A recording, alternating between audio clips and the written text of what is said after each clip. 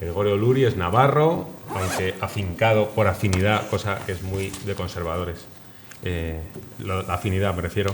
Afincado en Barcelona desde hace muchos años, licenciado en Educación, doctor en Filosofía, conocedor prácticamente de todas las etapas de la educación reglada, autor de una profusa obra entre los que querría destacar Elogio de las familias sensatamente imperfectas, que contiene esa cita tan estupenda que dice que tener una familia sensatamente imperfecta es un chollo psicológico. El eje del mundo, La mermelada sentimental, que es una compilación de sus artículos, El deber moral de ser inteligentes y, sobre todo, por el tema que nos ocupa hoy, la imaginación conservadora. Es, además, colaborador habitual en diversos medios, entre los que tengo que destacar su colaboración en El Debate, en una original columna a modo de diccionario, que creo que además es la forma en la que consigna sus lecturas, y es muy destacable su labor como editor en la editorial Rosa Merón, de la que es también fundador. Una de las palabras que más se repiten cuando uno busca o pregunta a amigos y a conocidos sobre Gregorio Luri es maestro y amigo. Y en esta casa lo podemos atestiguar porque nos suele visitar. Además, cada vez que nos visita, a modo de queja amigable, dice que le explotamos, y doy fe de ello porque llevamos varios días explotándole y disfrutando de él. Y decía también que la imaginación conservadora es uno de los motivos por los que le hemos pedido que se encargara de la ponencia inaugural de este encuentro. Decía Chesterton, y yo creo que voy a tener el mérito de citar por primera vez a Chesterton en este congreso, que probablemente será muy citado, así que temía que nuestro presidente le citara antes que yo, pero tengo ese honor. En Tipos diversos decía: solo a un crítico muy superficial le sería imposible ver al eterno rebelde que hay en el corazón del conservador. Y aquí tenemos a un verdadero rebelde, ¿no? A un indomable. Y lo cuenta muy bien el mismo Gregorio Luri cuando llega al editor de Ariel con este libro y este título.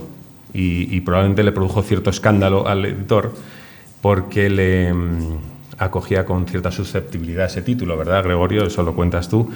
Y sobre todo le preguntaba si tendría el coraje de defender este libro en los medios de comunicación. Claro, este editor a lo mejor pensaba en cierto clima de opinión, ¿no? Que hay ciertos estudios, ciertas opiniones que así lo dicen. Yo recuerdo hace unos 10 años un estudio de la Universidad Juan Carlos I, una encuesta a los periodistas que cubren la información parlamentaria. Le preguntaban cuál era su ideología. La mayoría de ellos se decían de izquierdas y el resto de centro. Pero días como hoy, entre que vemos este salón lleno, en que ha habido multitud de peticiones para asistir, y el propio subtítulo de este libro, una defensa apasionada de las ideas que han hecho del mundo un lugar mejor, pues probablemente contradicen esa tendencia. Conservadurismo o conservatismo como actitud existencial es lo que defiende Gregorio. Afirma que él no quiere contribuir a la elaboración de un programa electoral de un posible partido conservador, sino conformar la imaginación política de una comunidad. La utilización de este término imaginación me resulta especialmente interesante. Le interesa, como va a decir ahora, los pensadores españoles conservadores, que ha ido recopilando algunos de ellos en este libro y probablemente en un futuro desarrollará una historia del conservadurismo español, aunque está trabajando en ello. Afirma que hay un buen número de ellos y afirma que ha tenido una satisfacción, que muchos jóvenes le han escrito pidiéndole referencias de estos escritores que él cita. Mantiene la posibilidad de que algún gran hombre del pasado, por su perspicacia sobre la naturaleza humana, nos haya conocido mejor de lo que nos conocemos nosotros, un rasgo especialmente conservador, y que en determinados problemas tratados por los grandes hombres en el pasado que nos enfrentamos ahora hayan sido ya tratados. Gregorio Luri se acerca a los pensadores conservadores con prejuicio positivo, esperando que tienen algo positivo que decirnos. Otra cita muy interesante que tiene Luri sobre el conservadurismo es que debe aspirar a ser árbol de hoja perenne. El árbol de hoja perenne no es el árbol que no pierde hojas, sino el árbol que nunca se queda sin follaje. El conservatismo, voy a intentar citar conservatismo, cree en la existencia de una naturaleza humana y, por tanto, en las permanencias antropológicas. Siente aversión por los intentos de rehacer de arriba abajo las cosas humanas. No teme al cambio, pero sí al desarraigo. Sabe que es muy fácil destruir una catedral, pero su construcción es obra de siglos. Echo mano de nuevo de Chesterton. Es de las cosas nuevas de las que los hombres se cansan, de las modas y las propuestas y las mejoras y los cambios. Son las cosas viejas las que sobresaltan y emocionan. Son las cosas viejas las que son jóvenes. Así que, Gregorio, estamos deseando escucharte este emocionante diálogo que has tenido con autores de otras épocas. Primero, agradecimiento muy sincero. Muchas gracias por la invitación. Estoy encantado de estar aquí. Segundo, gracias, Pablo. Yo he llegado, ya tengo una edad que creo que nunca, nunca jamás hay que poner en duda la inteligencia de quien te elogia. ¿Quién eres tú? ¿Quién eres tú para poner en duda ni su inteligencia, ni su perspicacia, ni su objetividad? O sea que, gracias por tu sentido de la objetividad. Tercero, lo de explotar. No hace mucho yo tuve una iluminación divina que se me apareció una luz de arriba que se me iluminó y sentí una voz que decía: mira, Luri, no vamos a ser muy quisquillosos aquí arriba cuando os presentéis, no vamos a rebuscaros por los bolsillos a ver qué os habéis guardado. Lo único que nos va a interesar es, ¿llegáis cansados o no? Porque llegar a la eternidad descansado es que no tiene ningún sentido. A la eternidad hay que llegar cansado.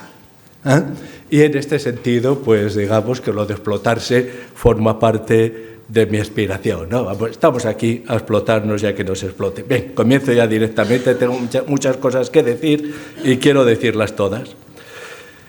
¿Qué quiere decir ser conservador? La primera en la frente. Cuando me preguntan por qué soy tan raro que me defino políticamente como conservador, suelo dar, depende de mi estado de ánimo, alguna de las siguientes respuestas. Primero, soy conservador porque no me considero mejor escritor que Cervantes por el mero hecho de escribir después de él. Hace un argumento sustantivo. Segundo, soy conservador porque no quiero irme de este mundo sin pagar. Tercero, soy conservador porque soy moderno, pero no solo.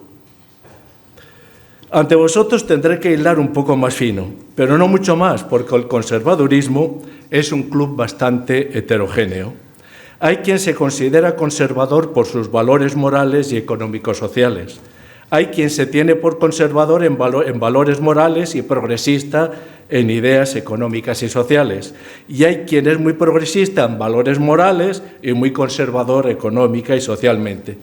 En este club nos encontramos gentes provenientes del conservadurismo teológico y moral, del romanticismo patriótico, de las diferentes formulaciones de la filosofía de la imperfección humana, del ocasionalismo, del neoconservadurismo, que ya saben ustedes que, como decía Stoll, un neoconservador es aquel progresista que ha chocado contra la realidad, ¿no? No faltan tampoco dentro del conservadurismo lo que yo llamo conservasuyos, y que pues están ahí en el suyo pensando básicamente en su patrimonio. Pero el conservadurismo ni es, ni ha sido, ni puede ser la ideología con que las clases o algunas clases brindan sus privilegios.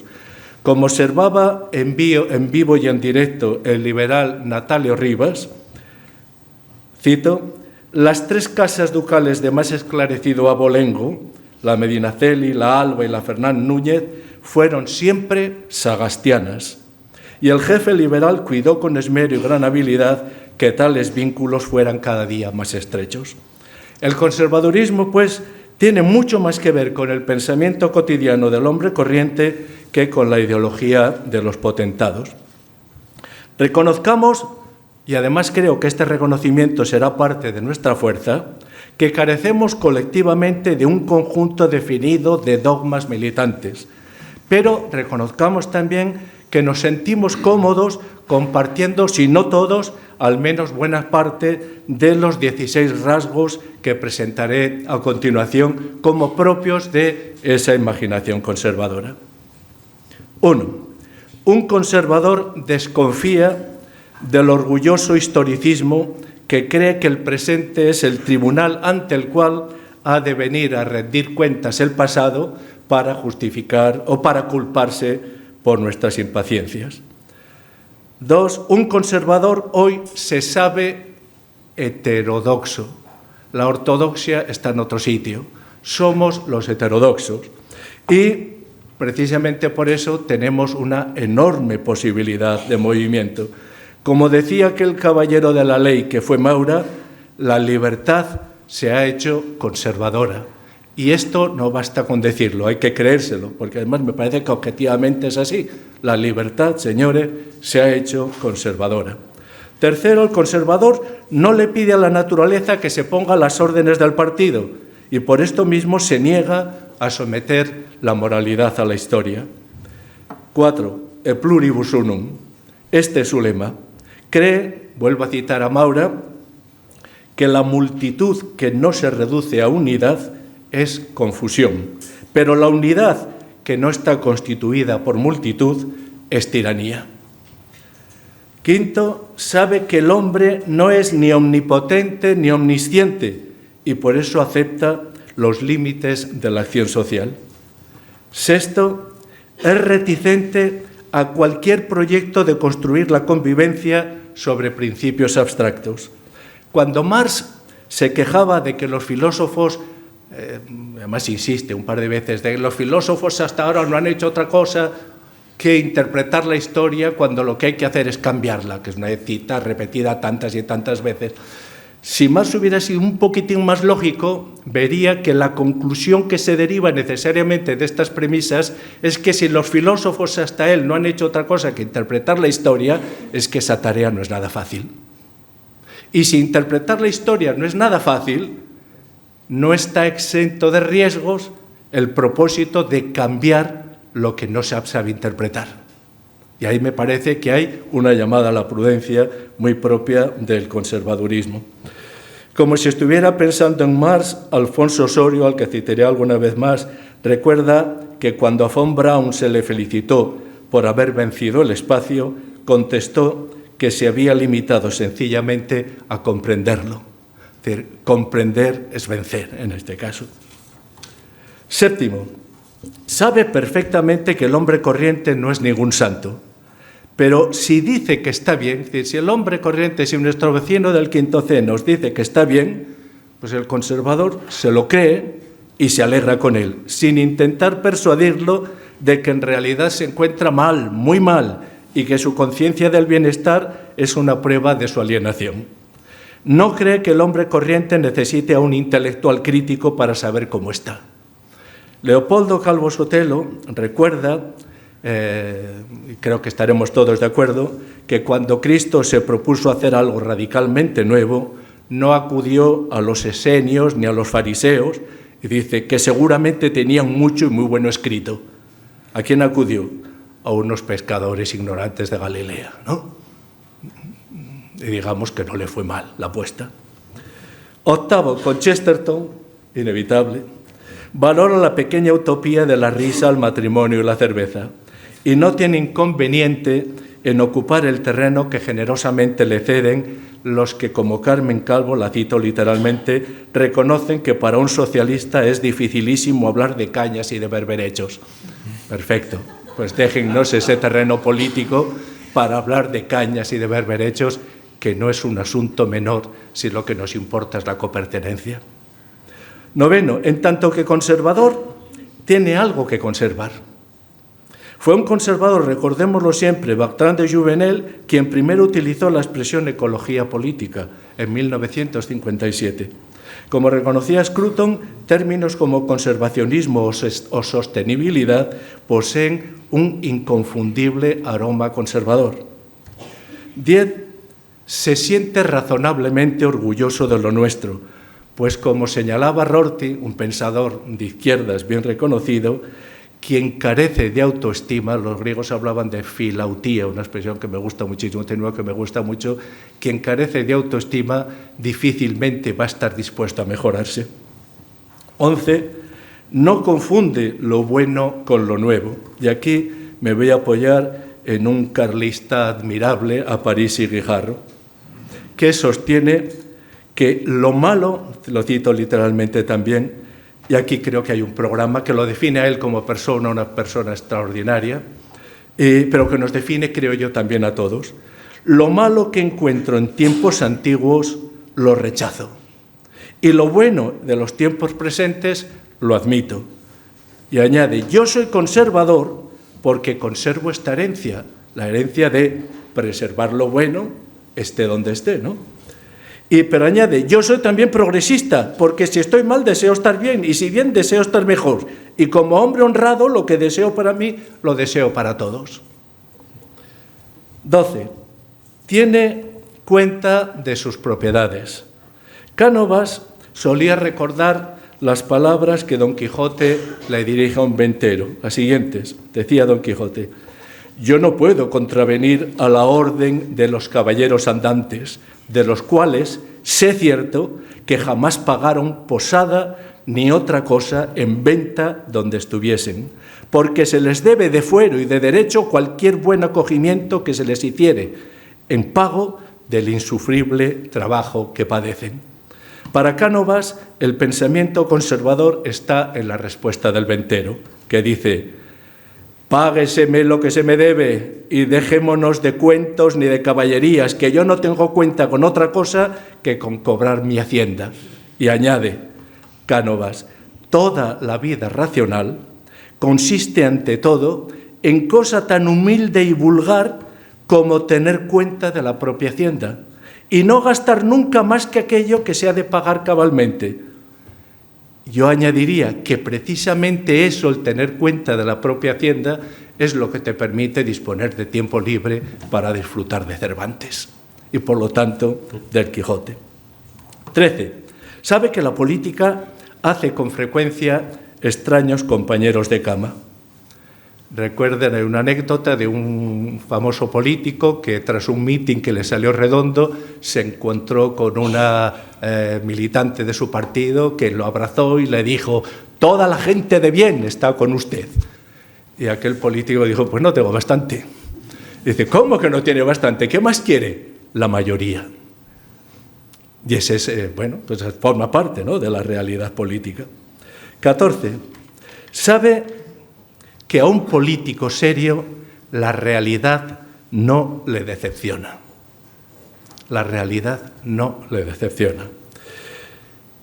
Más le preocupa el entusiasmo que, como decía Kundera, es el opio del pueblo. Esto no significa que no hayan existido en España políticos conservadores que, por vagar por las nostalgias del ideal, perdieron el pulso de la realidad y acabaron decepcionados de España y de sí mismos. Fue el caso de Silvela. Alguna cosa tenemos que aprender de él. 15. Es partidario de decididas políticas sociales y lo es por razones estrictamente conservadoras. Y por último, en último lugar, pero como coronación de todo lo anterior y la guinda del pastel, es un defensor firme de lo que los antiguos carlistas llamaban las instituciones intermedias entre el individuo y el Estado, y en primerísimo lugar, obviamente, de la familia. No hay otro lugar, y esto hay que decirlo y repetirlo hoy, porque a veces pienso que la gente de mi generación ha cometido un pecado imperdonable, y es no saber defender lo obvio. Como nos parecía obvio, nos quedamos sin defenderlo. Y resulta que después han venido quienes han puesto en cuestión lo obvio y no teníamos respuestas articuladas para rebatirlos. Pero miren ustedes, la familia tendrá todos los defectos que quieran, pero es el único lugar en el que somos queridos incondicionalmente por el mero hecho de haber llegado. No hay otro. Quisiera ahora poner estos rasgos que he señalado anteriormente en movimiento, situándolos en la historia, pero voy a intentar resaltar aquellos aspectos que me parece que son más desconocidos incluso por la propia tradición conservadora española. Comenzaré con una decisión que vengo defendiendo desde hace tiempo y que creo que es imprescindible en pocas cosas, pero que sería bueno reivindicarlo sin complejos. Ya que en estas cosas se puede elegir el padre, proclamo a Jovellanos como el padre del conservadurismo español. No soy, por otra parte, el primero en hacerlo. Sigo en ello los pasos de Nocedal. Para justificar mi decisión son suficientes dos fragmentos de dos de sus cartas. En la primera, del 1794. Apruebo a los que tienen valor para decir la verdad, a los que se sacrifican por ella, pero no a los que sacrifican a otros inocentes a sus opiniones, que por lo común, además, esas opiniones son más bien deseos personales. La segunda cita es también otra carta dirigida a Lord Holland de 1809. Esto podría haberlo escrito Burke, ya veréis, pero se escribe aquí pensando en nuestra propia tradición. Desconfío mucho de las teorías políticas y más de las abstractas.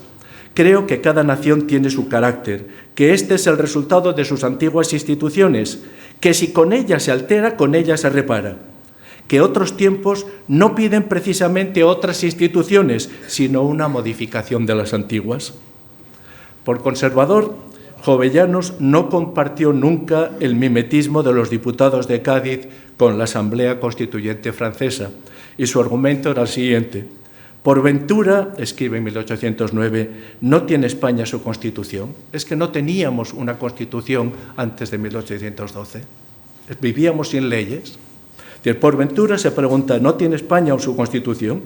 Tiénela, sin duda, porque ¿qué otra cosa es una Constitución que el conjunto de leyes fundamentales que fijan el derecho del soberano y de los súbditos, los medios saludables de preservar unos y otros? Jovellanos, pues, se sitúa en la estela del constitucionalismo, que podemos llamar, si quiere, en inglés. Y su ejemplo será seguido por un buen número de intelectuales y políticos conservadores españoles, sobre todo de la primera mitad del XIX.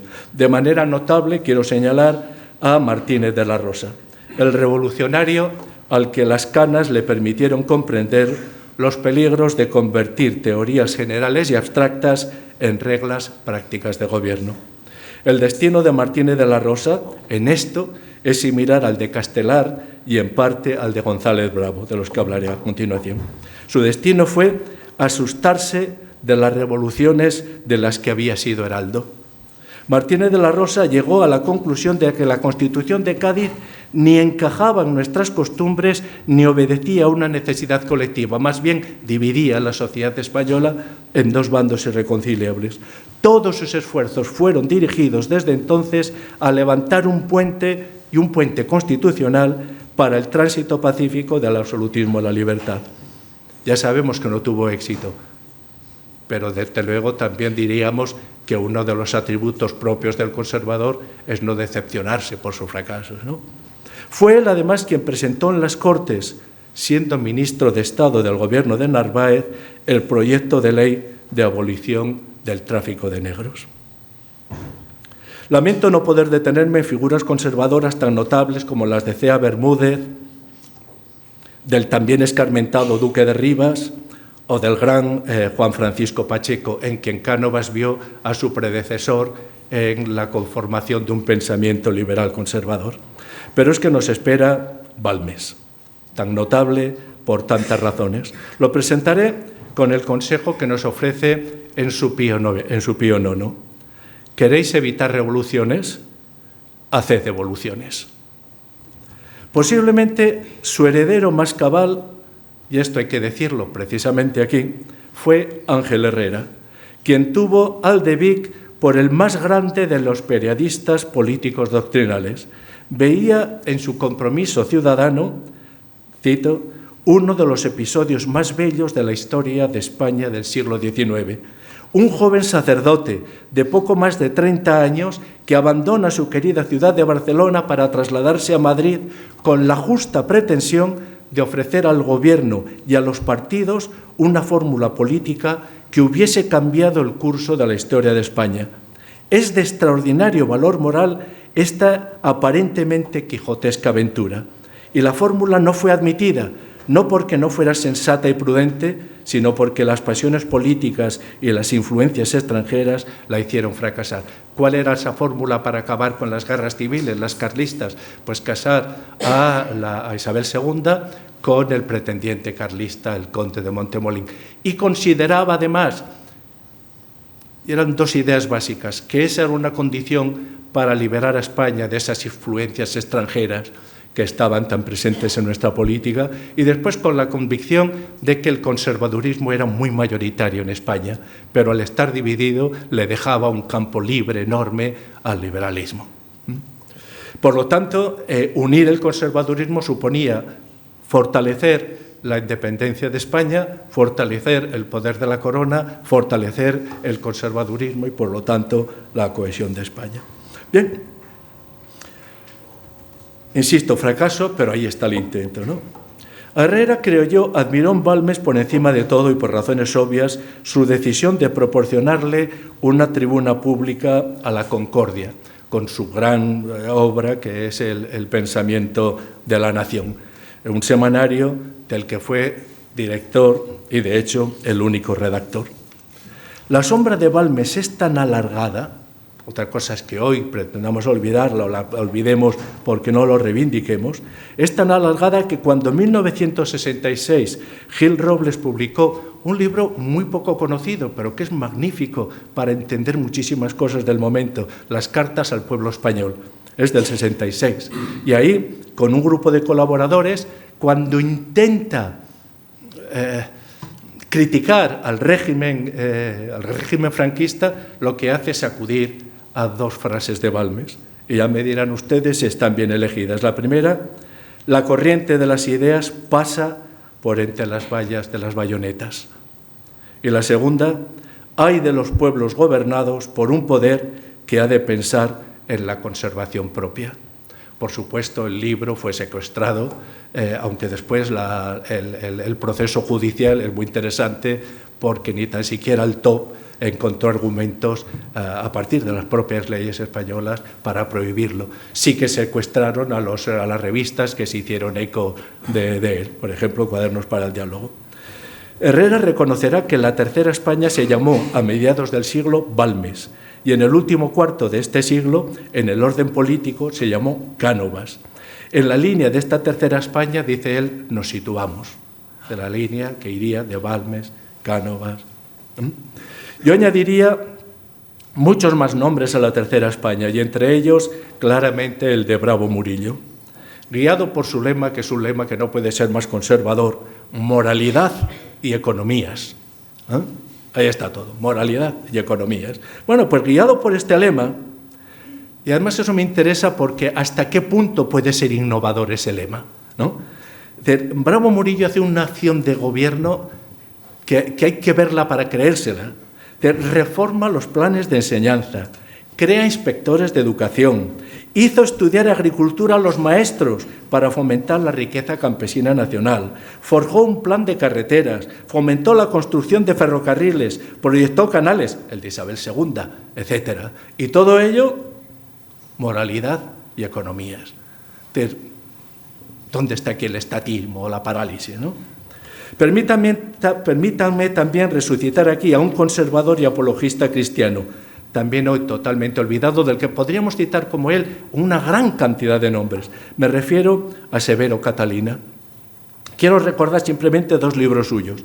El primero se titula La mujer, apuntes para un libro, es de 1857.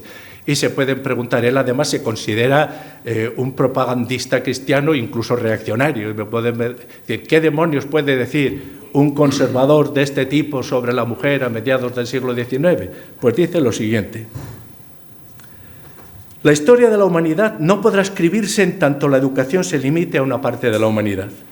El mundo no sabe todavía lo que es la mujer, porque la sociedad le cierra la boca desde que nace hasta que muere. ¿Por qué las mujeres no habían de acudir a universidades y recibir grados y ejercer profesiones científicas e industriales? Un conservadorazo. El segundo libro se titula La verdad del progreso, es de 1862, y yo creo que nadie ha definido lo que es el progreso mejor que él, que dice, progresar no es correr, progresar es subir. Y añade, pero subir cuesta arriba, por lo que no se puede correr mucho, basta con andar con firmeza. Desde luego, en la historia del conservadurismo español merece un lugar de honor Concepción Arenal, la española más universal de su tiempo. También en su caso me voy a limitar a unas pocas notas. La primera se refiere a los presidiarios y las prisiones. Hay que combatir, decía, pero ya me dirán si esa idea no es profundamente conservadora, hay que combatir esa idea de lo definitivo de la criminalidad, ya que el delito no es un estado permanente, el delincuente no es un caso, es un hombre. Y además un hombre susceptible de enmienda. Esto es del Visitador del Pobre de 1860. 16 años después escribe: la prisión ha de ser, literalmente también, un hospital donde lo enfermo son las almas. La segunda referencia de esta mujer extraordinaria te refiere a la propia condición de la mujer y dice algo también extraordinariamente ilustrativo, ¿no?, de por dónde iban las cosas. En el mundo oficial a la mujer se la reconoce aptitud para reina o para estanquera, pero para nada más. Puede ser reina sin problemas, puede ser estanquera. Que pretendiera ocupar los cargos intermedios parecería absurdo. Arenal, y hay que insistir en esto, rechazó siempre el socialismo por temperamento y por convicción. Su pensamiento, si se analiza un poco despacio, se puede definir con toda tranquilidad como social cristiano. Lo que pasa es que con él se adelantó 20 años al Papa León XIII. Dos figuras grandes, Cánovas y Castelar. Quizás les sorprenda que incluya a Castelar dentro del pensamiento conservador. Lo incluyó y lo reivindico además como tal, sobre todo en su experiencia tras su experiencia como presidente de la Primera República. Miren, el primer político que en España se plantea un giro social es Cánovas. Insisto, es Cánovas. Es el creador, además, del primer partido que se define en todo el mundo, que se define a sí mismo como liberal conservador. Mi criterio político, sostenía, ha sido siempre liberal conservador.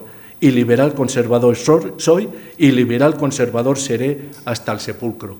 Pero a Cánovas siempre hay que leerlo un poquito más, porque un poco más adelante añade que los partidos conservadores son tan necesarios en el orden político que bien pudiera decirse, para definir la situación de un Estado cualquiera, ese Estado es lo que es su partido conservador. Para Cánovas, la política es el arte de aplicar en cada época de la historia aquella parte del ideal que las circunstancias hacen posible. Un partido conservador no puede vivir sin traicionarse a sí mismo fuera de la realidad. No ha de renunciar a nada, no se trata de renunciar a nada. Al contrario, ha de conservar, dice Cánovas, los ideales para procurar ir infiltrándolos en el espíritu general, pero, y en este pero está todo el conservadurismo, sin querer imponerlos, que es lo revolucionario. Y además sin querer imponerlos en todo momento y de cualquier manera en la realidad. Nunca Cánovas, nunca se hubiese atrevido a referirse a los derechos individuales como derechos inaguantables, que es, Sagasta se refirió varias veces de esta manera a los derechos, ¿no?, individuales. Por eso, un liberal de la talla de Juan Valera le reconoció por carta a su amigo Menéndez Pelayo. Le dice: su partido, el de Cánovas, que es el que militaba, es menos cursi y menos vulgar y menos inalfabético y más culto que el partido en el que yo estoy. Cánovas logró que un país dividido por las guerras civiles, los pronunciamientos y la intolerancia se impusiera, comillas, la licitud de todas las ideas y la legalidad de todos los partidos. Cito esto entre comillas porque estas palabras no son de Cánovas, sino de alguien que reconoció sin complejos y abiertamente sus méritos, Canalejas. Fue Cánovas quien presentó al gobierno los primeros proyectos sobre descanso dominical y protección de mujeres y niños. Bajo su presidencia, siendo el presidente del gobierno, el liberal Moret crea en 1883 la Comisión de Reformas Sociales, que en 1903 el conservador Silvela transformará en el Instituto de Reformas Sociales. Francisco Cañamaque, no me puedo reprimir a la hora de citar, porque es una descripción que creo que es, además de literariamente interesante, refleja bien el tipo que era, el tipo de persona que era aquel al que tanto sus partidarios como sus detractores se referían como el monstruo, ¿no?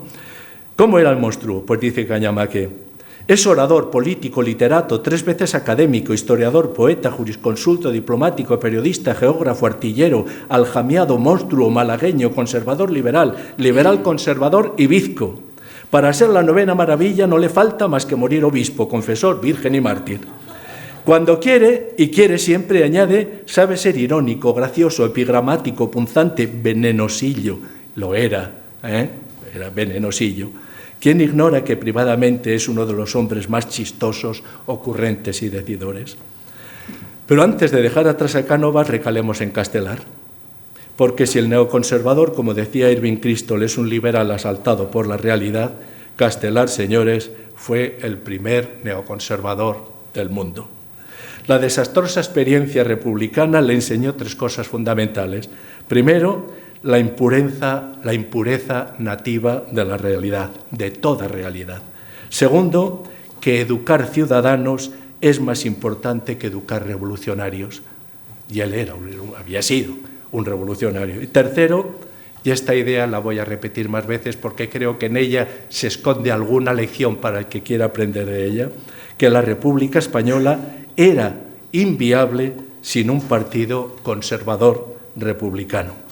Siendo presidente de la República, dijo pocas horas antes de que Pavía disolviera las Cortes: urge fundar el Partido Conservador Republicano, porque si no tenemos muchos matices no podremos conservar mucho tiempo la República. E insisto que si esto fue verdad en la Primera República, más verdad y más dramáticamente verdad lo será en la Segunda. Su conservadurismo es fruto tanto de su experiencia política como de su conocimiento de la política internacional. Así lo asume en un discurso pronunciado en las Cortes que no tiene pérdida. Es del 30 de julio del 73, de 1873. Fíjese. Está hablando como liberal, además como una de las figuras relevantes en este momento del liberalismo. Todo cuanto nosotros hemos defendido lo han realizado los conservadores. ¿Quién ha sostenido la idea de la autonomía de la nación húngara? Un republicano, Kossuth. ¿Quién la ha realizado? Un conservador, Deák. Espero que se pronuncien así. ¿Quién ha sostenido la idea de la abolición de la servidumbre en Rusia? Un republicano, Rylejev o Herzen. ¿Quién la ha realizado? Un emperador, Alejandro. ¿Quién ha sostenido la idea de la unidad en Italia? Un republicano, Mazzini. ¿Quién la ha realizado? Un conservador, Cavour. ¿Quién ha sostenido la idea de la unidad de Alemania? Los republicanos de Frankfurt. ¿Quién la ha realizado? Un imperialista, un cesarista, Bismarck. ¿Quién ha despertado la idea republicana 3 veces ahogada en Francia? Un poeta insigne, Víctor Hugo. Un gran orador, Julio Fabre. Otro orador no menos ilustre, Gambetta. ¿Pero quién la ha consolidado? Un conservador, Thiers. Efectivamente, señores, ninguna idea política puede adquirir su carta de naturaleza hasta que no es defendida por los conservadores.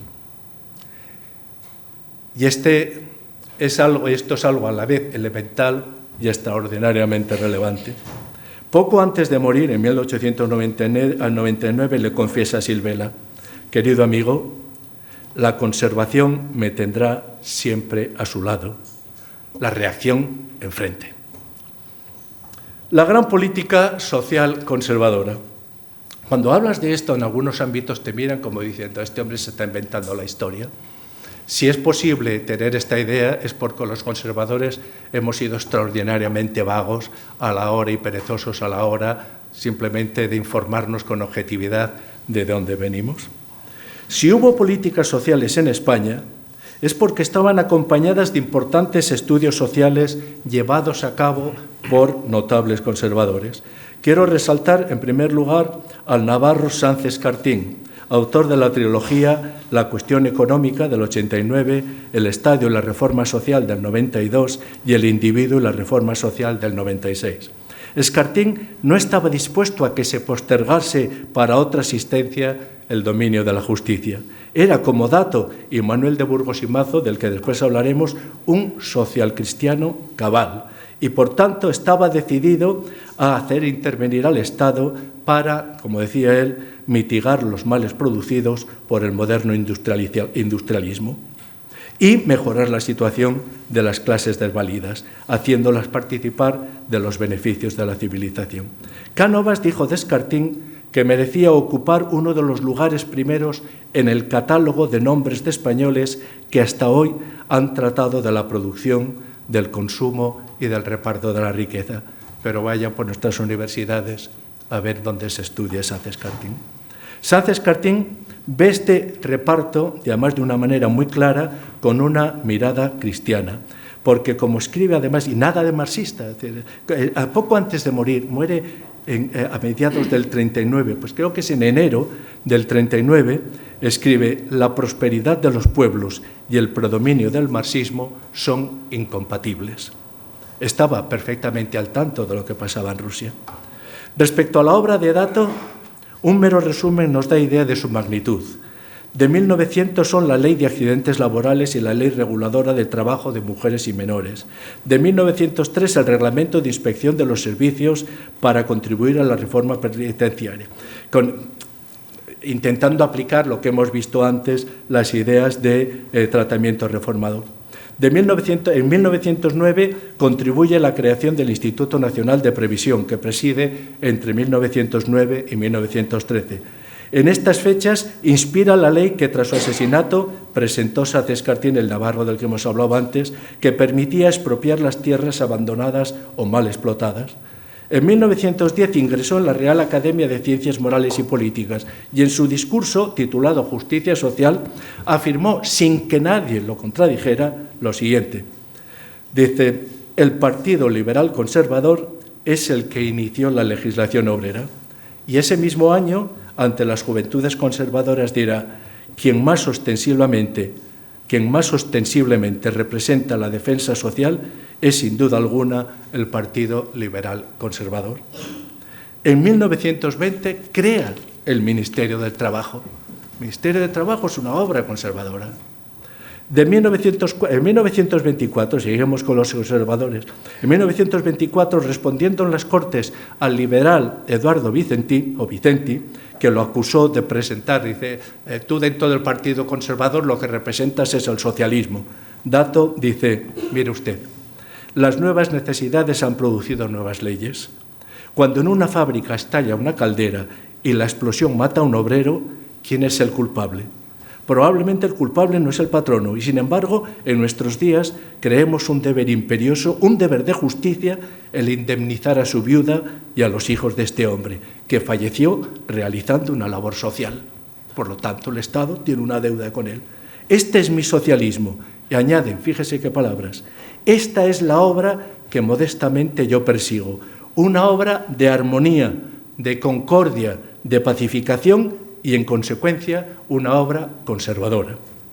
Junto a Sáenz-Escartín y Dato hemos nombrado antes a Manuel de Burgos y Mazo. En 1914 publicó su estudio sociológico extraordinario en 6 volúmenes titulado El problema social y la democracia cristiana.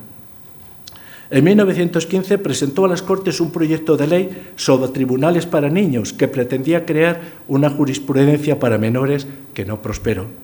Pero ¿cuántos saben que en 1919, siendo ministro de la Gobernación, intentó y se esforzó denodadamente por sacar adelante una ley electoral que contemplaba el sufragio universal al otorgar el voto a las mujeres? 1915. Maura y Canalejas. Maura era un hombre que creía lo que decía. Cuando le decía a la oposición que la libertad se ha hecho conservadora, lo creía. Cuando añadía que vuestro derecho está en nuestras manos más seguro que lo que el nuestro lo estaría en las vuestras, también lo creía. Y cuando aseguró que prefería unas elecciones limpias a ganar unas elecciones, no es que se lo creyera él, sino que todos lo creyeron. Fue el primer político conservador que salió a la calle a ganarse los votos. A Salmerón le dice en el Parlamento: ahora Las clases conservadoras irían al suicidio si siguieran sesteando perezosamente al amparo de las autoridades y de la fuerza. Ahora es preciso que entren vigorosamente en la vida pública y ejerciten todos sus derechos para afrontaros, dice Salmerón, para afrontaros a vosotros, que sois un montón de contradicciones. Buscamos nuestra fuerza en la opinión pública y hacemos la política que en otro tiempo hacían los partidos de izquierda. Miren, cuando el maurista Augusto González Besada presentó un proyecto tributario sobre la renta que gravaba las fortunas que se hicieron durante la Primera Guerra Mundial, argumentando que que esas fortunas habían sido posibles gracias a la neutralidad española, hubo liberales que lo acusaron de leninista. ¿Saben quién salió en su defensa? Además, una defensa muy firme, El Debate, que el 18 del 10 de 1918 reconocía lo siguiente: a nosotros nos parece bien. Y añadía: una vez más se da en la política española el raro fenómeno de que sean políticos conservadores quienes llevan a la legislación los más audaces y modernos avances democráticos, así en el orden fiscal como en el social. Azcárate reconoció públicamente que jamás el Instituto de Reformas Sociales había estado tan asistido por gobierno alguno como lo estuvo durante el gobierno de Maura. Jamás, añadió, la Inspección de Trabajo había aplicado mejor su misión.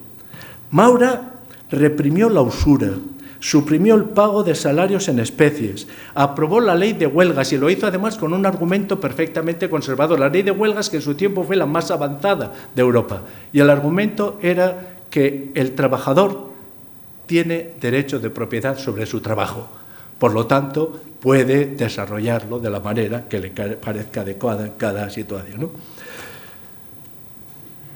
Es decir, defendía la propiedad inalienable del obrero sobre su trabajo. Sigamos, dictó la Ley de Responsabilidad Civil de los Funcionarios Públicos, el Estatuto de Funcionarios, suprimió la publicidad de las ejecuciones, que hasta él se eran públicas, y el llamado, lo cual le creó la enemistad de buena parte de los medios, del llamado Fondo de Reptiles, que era el fondo con el que se mantenían los periodistas afines. Dispuso además que se proveyeran mediante oposición todos los empleos de su ministerio. Bien, quiero hacer también aquí mención a un liberal, porque creo que en su proceso biográfico hay una clara deriva hacia posiciones al menos centristas. Un liberal, José Canalejas, porque si Cánovas no se cansaba de advertir que los conservadores eran liberales, Canalejas se empeñó en demostrar que los liberales eran gubernamentales, no es poca cosa. Y en presencia del rey reconoció la importancia de la legislación obrera de los conservadores, y en concreto de Dato, y más específicamente de la ley sobre accidentes del trabajo. Miren, Canalejas, y aquí lo que voy a decir es imposible no pensar en nuestros días, Canalejas almorzaba cada jueves con los conservadores Silvela y Dato en el Nuevo Club de Madrid, intentando preservar aquel principio del que tanto se enorgullecían Sagasta y Cánovas. La primera obligación de los partidos con conciencia de Estado es no interrumpir las relaciones fluidas entre ambos. Por lo tanto, digamos que la interrupción de esas relaciones algo quiere decir sobre la conciencia de Estado de quien las interrumpe. Cuando se habla del agotamiento de la gran obra de los conservadores, que fue la Restauración, se suele olvidar que la Restauración, señores, no murió. A la Restauración la mataron, y la mataron con los asesinatos de Cánovas, Dato y Canalejas. Recordemos también que Maura, Cambó y Ángel Osorio salieron vivos de milagro de los atentados que padecieron. Maura, dos atentados. Hemos recogido más arriba la advertencia de Castelar: sin un partido conservador republicano no habrá república. Y quiero meterme ahora voluntariamente en este berenjenal. Y además cada vez lo veo más claro lo que voy a decir, y creo que en todo caso es un tema que merece ser reflexionado, meditado y discutido. Decía Castelar entonces: sin un partido conservador republicano no habrá república. Si ese partido no acabó de cuajar en la Segunda República, fue primero por la estrechez de miras de Melquíades Álvarez y Alcalá Zamora. Y segundo, porque los que se creían con el derecho de propiedad exclusivo sobre la República no aceptaron nunca a Gil Robles como un competidor legítimo. Incluso recelaban, comenzando por Azaña, del republicanismo de Melquíades Álvarez.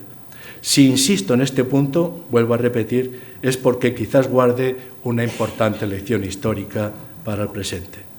Es difícil, para mí es uno de los enigmas de nuestra historia del siglo XX, es difícil de entender por qué el Partido Reformista de Melquíades Álvarez, que contó en sus filas, fíjense ustedes qué plantel, con Gumersindo de Azcárate, Adolfo Posada, Giner de los Ríos, José Manuel Pedregal, José Ortega y Gasset, Pérez Galdós, García Morente, Manuel Azaña, Luis de Zulueta, Juan Núñez, etcétera, etcétera, no fue capaz de cuajar una alternativa consistente de centro, ¿no? No lo sé, no tengo la respuesta. Ves, si no acabas de encontrar, a no ser que haya, pues recurras a la psicología para explicarlo. Tampoco sé muy bien por qué Alcalá Zamora, que pudo haber sido el político que hiciera posible no una república conservadora, sino una política con conservadores, no estuvo a la altura de ese reto. Lo cierto es que desconfió de las que llamó las genuinas derechas españolas y nunca pareció muy interesado en integrarlas. En 1930, Alcalá Zamora se había decantado públicamente por una república viable. Y aquí las palabras, cada una de ellas, tiene valor por sí misma. ¿Qué quería decir con una república viable? Decía, ha de ser una república viable, gubernamental y conservadora, con el consiguiente desplazamiento hacia ella de las fuerzas gubernamentales de la mesocracia y de la intelectualidad española. Rechazaba de esta manera lo que él consideraba que podría ser una república convulsiva, epiléptica, llena de entusiasmo, de idealidad, pero falta de razón.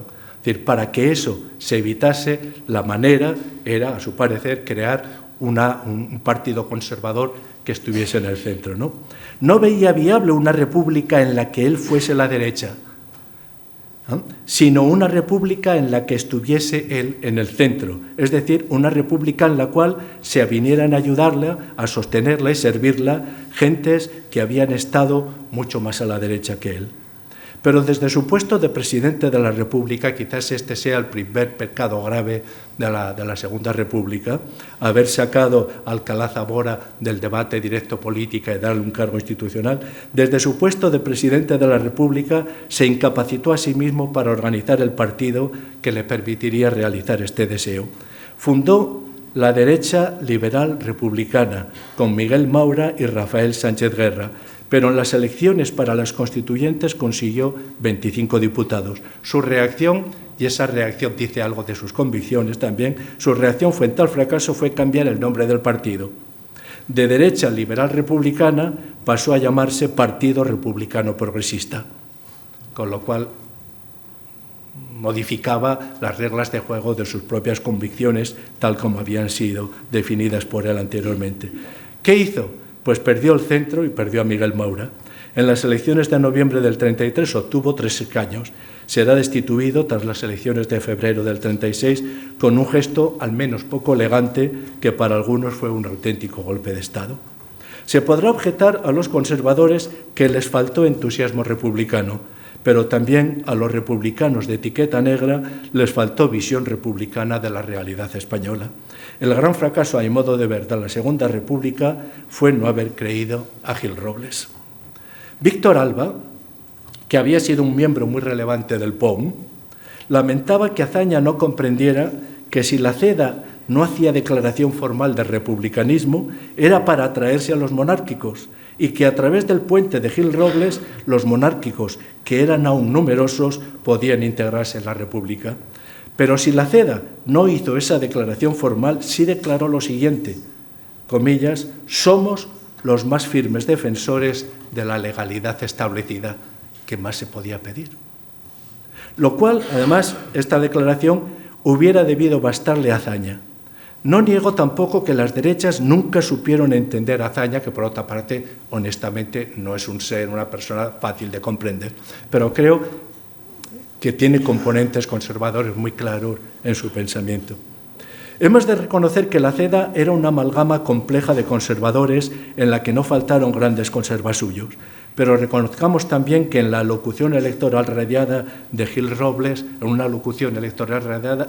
Gil Robles declaró: las derechas, si son fieles a su doctrina, han de realizar una política intensamente obrerista para las clases trabajadoras. Hay que llevar a la práctica el concepto cristiano de la propiedad y del trabajo. Este mismo año fue más allá en un discurso en las Cortes. Para todo lo que sea justicia social, fíjense qué palabras, para todo lo que sea justicia social, por muy avanzadas que estén nuestras pretensiones, aquí encontraréis los votos que sean precisos. Es más, nos adelantaremos siempre que creamos que es justicia, que es de justicia adelantarnos. Una sociedad que se llama civilizada, una sociedad que se llama cristiana, no puede ver con indiferencia que, según las estadísticas, haya en España 650.000 hombres que no tienen que comer. Para remediarlo, lo que sea necesario, seguros sociales, obras públicas, trabajos extraordinarios, lo que sea preciso. Señor presidente, dinero, a buscarlo donde lo haya, con reformas fiscales todo lo avanzadas que sean menester, porque con el hambre de los hombres, de una vez hay que acabar. Gil Robles.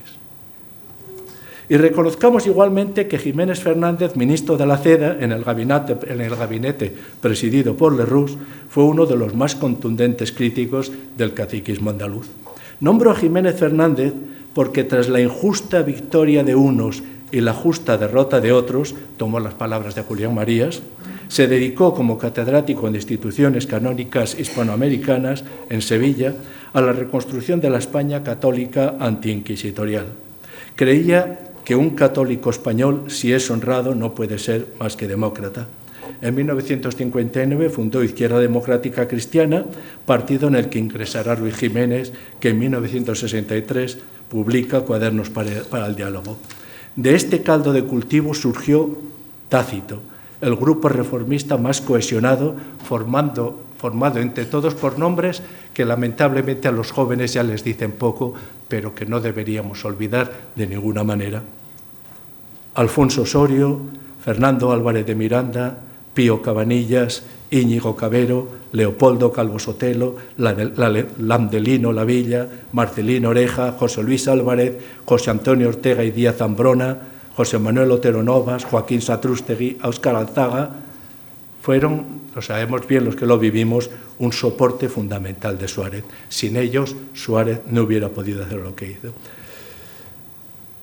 Es bien extraño, sin embargo, que la izquierda haya transmitido a los españoles sin apenas réplica la idea de que la libertad y la democracia se restablecieron a pesar de las reticencias de la reaccionaria derecha española. Alfonso Osorio, que ocupó la primera fila de la transición, fue uno de los pocos en defender sin complejos lo siguiente: no fue la izquierda socialista, sino la derecha social y política la que trajo a España la libertad y la democracia. Fue ella la que hizo posible el cambio, fue ella la que hizo la ley para la reforma política, fue ella la que llamó al referéndum para su aprobación, fue ella, en fin, la que convocó las elecciones generales a las que acudió la izquierda socialista, pero no descendiendo desde la cumbre de una ibérica Sierra Maestra, sino desde los despachos de Madrid, con hilo directo al poder de entonces. Algo, si me permiten la ironía, algo se hizo bien en la transición cuando hasta los de Podemos alaban el artículo 129.2 de la misma.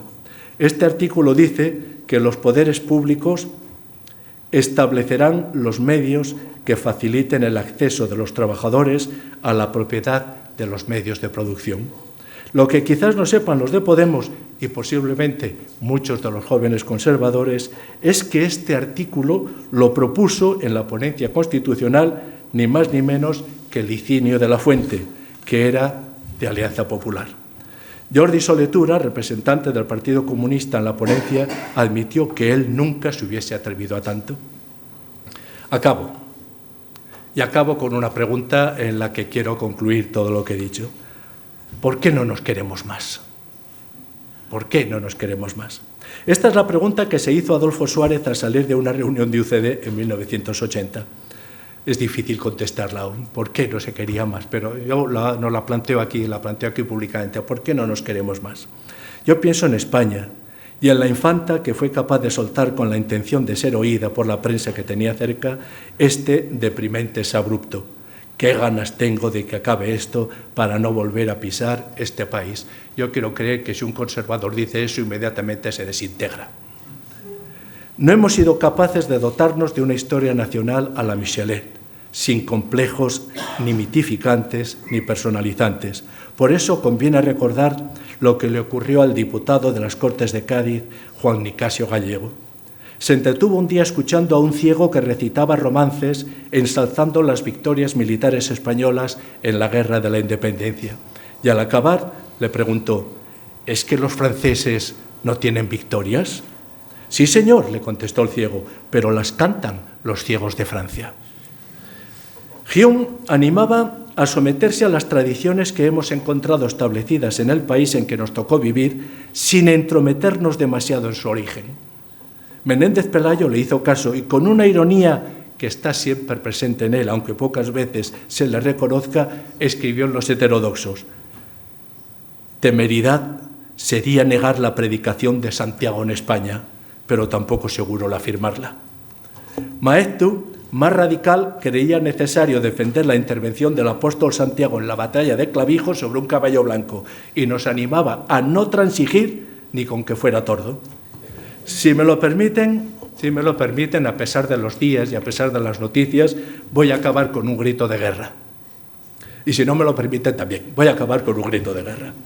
Es bien sabido que entre los británicos se considera de mala educación mojar una pasta en el té, pero a nosotros nos gusta. Por eso, cuando don Alfonso XIII se encontraba en Londres, convocaba a los integrantes de la colonia española a tomar el té. Una vez servido, el monarca cogía un bollo, lo mojaba con entusiasmo y lanzaba el grito de guerra al que ahora hago mío: españoles, a mojar.